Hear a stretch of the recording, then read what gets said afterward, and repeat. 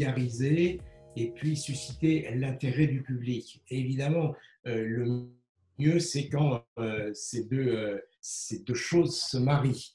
Alors, vulgariser, c'est pas facile de vulgariser parce que quand on vulgarise, on a un propos qui est succinct, qui est réduit. Et en général, on vulgarise des choses qui sont compliquées. On va vulgariser des théories, des principes, des phénomènes dont l'explication scientifique euh, repose parfois sur des centaines, voire des milliers de pages. Voilà. Et il va falloir vulgariser ce contenu. Alors le vulgariser parfois en quelques minutes, quelques heures, quelques épisodes. Voilà. En tout cas, l'exercice de vulgarisation est obligatoirement un exercice de, de contraction des propos. Seulement pour contracter ces propos, contraction, et j'oublie un mot, rendre accessible, de simplification, on pourrait dire.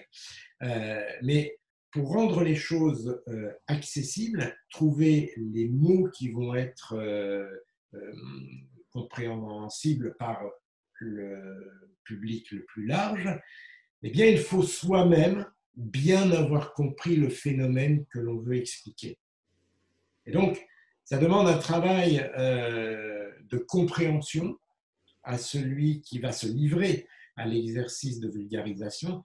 Ça demande d'abord de bien comprendre et très souvent de comprendre au-delà de ce que l'on veut vulgariser. Parce que le danger de la vulgarisation, c'est très souvent par souci de simplification, de créer un contresens.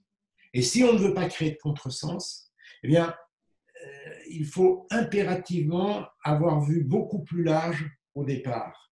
Et puis, ensuite, il faut faire vérifier ces propos, c'est-à-dire donner à un expert, et l'expert doit valider. Alors, l'expert doit valider afin qu'il n'y ait pas de contresens, comme je vous disais tout à l'heure.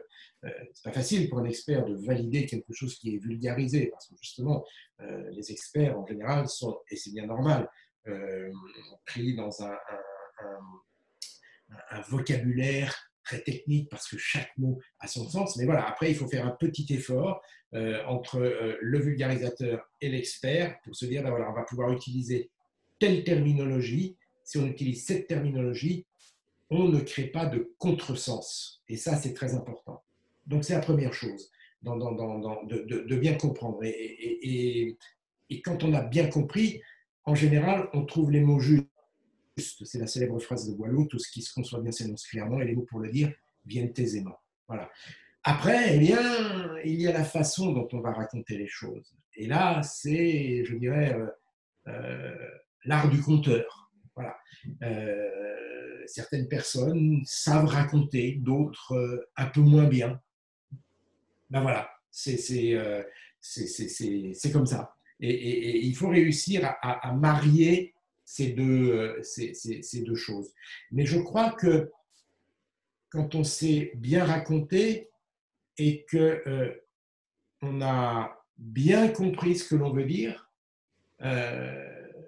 ça se passe assez facilement. Il y a un autre élément aussi qui est très important, c'est toujours de savoir à qui on s'adresse. Parce que le public n'est jamais tout à fait le même. Il y a différents niveaux de profanes. Vous n'allez pas vous adresser de la même manière à un public qui est déjà sensible au sujet qu'à un public qui n'y est pas du tout. Il faut toujours savoir à qui on s'adresse et ajuster son discours en fonction du niveau du public auquel on s'adresse. Donc, vous voyez, il y a, je dirais, les trois ingrédients, c'est savoir mettre en forme et savoir à qui je m'adresse. Voilà. On réunit tout ça et normalement, quand la mayonnaise prend, eh bien, on voit des petites étoiles s'allumer dans les yeux du public.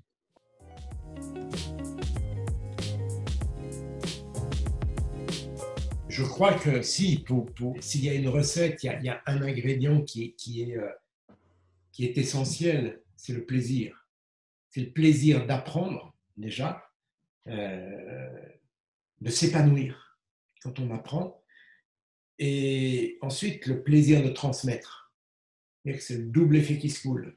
Premier effet, c'est j'apprends, waouh, je m'épanouis parce que j'ai compris quelque chose. Je suis rentré dans l'envers du décor.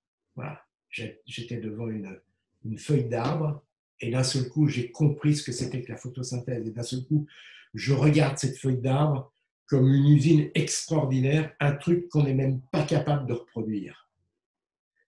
Premier effet. Et le deuxième effet, c'est de se dire, ah oui, mais comment je vais raconter ça à mes contemporains? Comment je vais faire pour que eux aussi prennent du plaisir à comprendre ce phénomène? Et quand on a réussi, eh bien, c'est le deuxième effet qui se coule, on se réjouit, on s'épanouit encore plus.